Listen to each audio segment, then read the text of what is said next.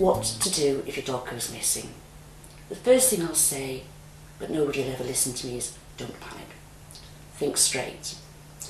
Get a logical list of who to ring.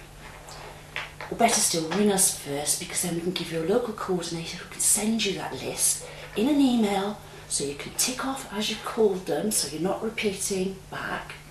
Let them all know there's full details on DogLost.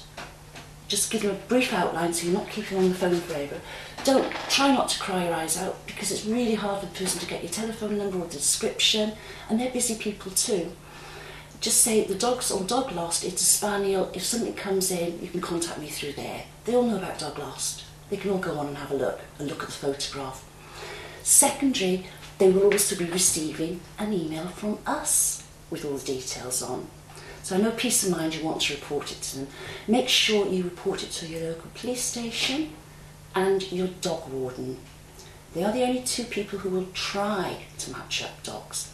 However, we're getting a lot of complaints about the police.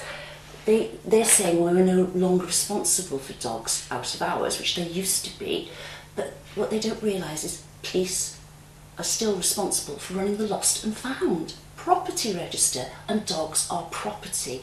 So we advise a lot of people, if you've got someone on the phone at the police station who's saying, no, it's not our job anymore, ring the dog warden, get to the police station, look through that incident book. It's public property. You'd be surprised how many people have looked through and said, oh my God, there's a reported dog came in, and match them up that way. Also, if you believe your dog has been stolen, insist on getting a crime number. Do not be fobbed off with an incident number.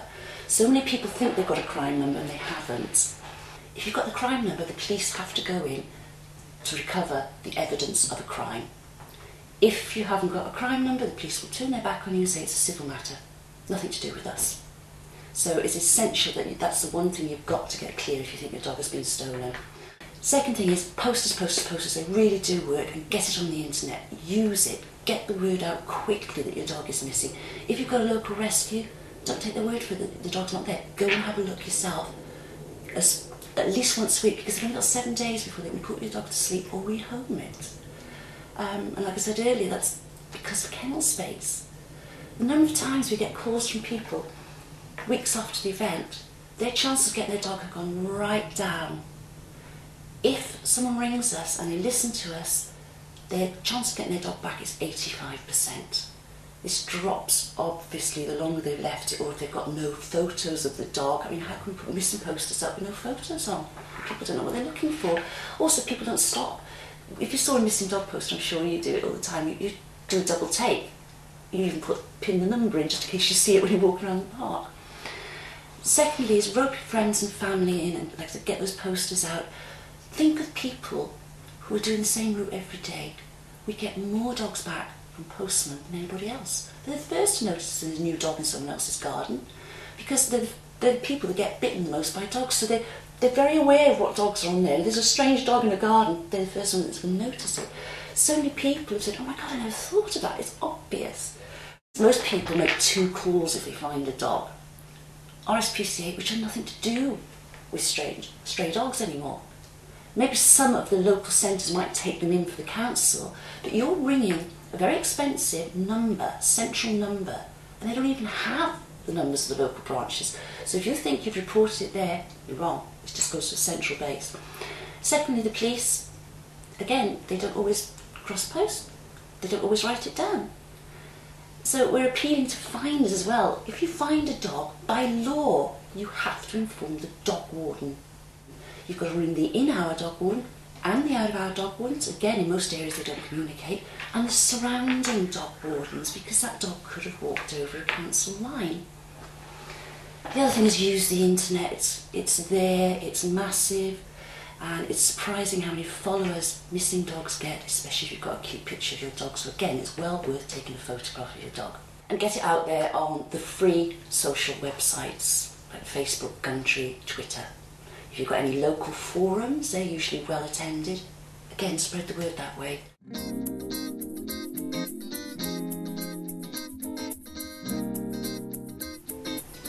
It surprises me how many people I see every day tying their dogs up outside shops. You wouldn't leave your handbag outside and expect it to be there. Your dog is worth far more than your handbag. The number of times I've stopped outside and waited, and you get that response, oh, nobody will nick her. Oh, yes, they will. We're seeing it every single day.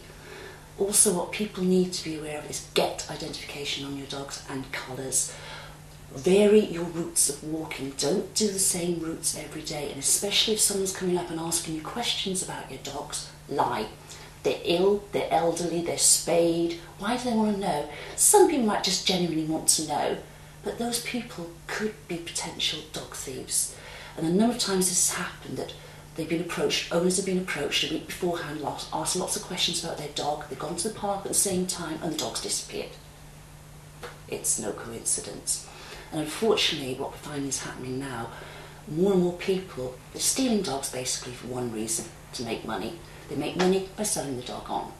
That used to be the case, so they used to be very local, because they just sell it down the local park, they didn't care who gave them the money as long as it was sold on. But nowadays they're realising that the owners are going to pay more for the dog, so they're waiting for the reward notices to go up. And they know the loophole.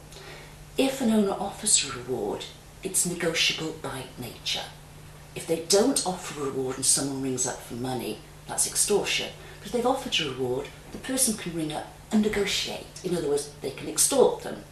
We find owners are paying out, with the result that word gets around, oh, that's a good way to make a living, and more people's dogs are being stolen. On this front, though, we are making a great deal of progress with the police. It's taken us years and years to show them the evidence. And it started off with Kent Police, and now most of the South East Police will work with us. We've got numbers to ring.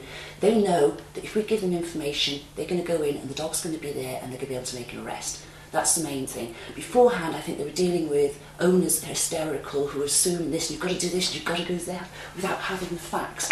So again, that's where DogLost has really improved over the last couple of years. And Kent Police, indeed last year, gave two of our coordinators the highest commendation they could, because they got arrests every time they went there. And they've all recently gone to court, and we're now getting custodial sentences. Now, we haven't had a custodial sentence in this country for dog theft since the Victorian ages. Now we're fighting back, and word gets around pretty quick. So what we're now doing is, especially with distraught owners who know their dogs have been, is taking calls, getting them to say certain things, so that get them to say, if you've got my dog there, then can you send me a picture on the mobile phone so I can just check it's my dog before I send the reward. As soon as they've done that, bingo, we've got them, we've got the evidence, they've got the dog, we've got their phone number. The police have got something to act on then, to go in. So that's been a great step forward. The results are incredibly high if they listen to us, and they've got to do what we say immediately. Posters are essential if your dog is missing. Local ads in the papers, radio coverage. Be brave, get out there, plaster the posters everywhere you can, make the dog too hot to handle. Except you don't put them around lampposts with nails or nail guns or on trees. We do, unfortunately, this is the downside of DogLost, we do get a lot of councils who are complaining about the amount of posters going up in the wrong places. So be responsible. Or better still, do flyers. We've got the option on the website to do little flyers and put them through every other door. That means it's fresh in someone's mind and they'll be on the lookout, but you're not actually littering up the parks.